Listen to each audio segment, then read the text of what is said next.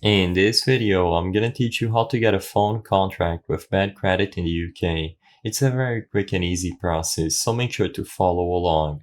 First of all, before I start this video, I want to make two disclaimers. The first one is that in this video, I'm gonna compare two phone contracts that you can find inside of Vodafone.co.uk and O2.co.uk.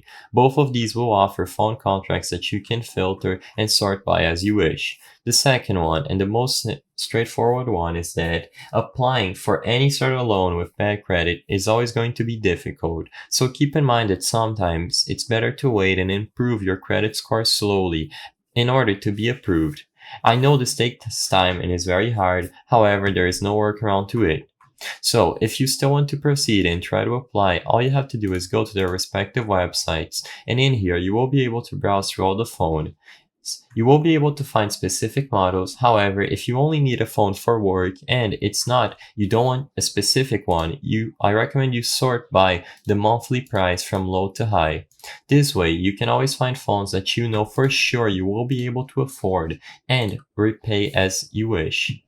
It's very important that you go ahead and you select the best one for your needs, especially if you have bad credits. As long as you are able to repay it back and you can present that you will be able to pay, you should be able to follow through the procedure of choosing a phone and applying for the phone contract. As you can see, you have to go to its page to see if they have it on stock, and if they do, select Build Your Phone Plan.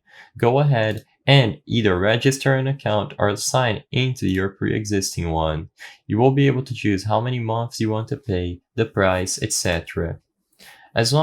Like I said, as long as you are able to present proof that you will be able to pay, you will be approved and receive your phone from the phone contract. I hope I was able to help you on how to get a phone contract with bad credit in the UK. If this video helped you, please be sure to leave a like and subscribe for more quick and easy tips. Thank you for watching.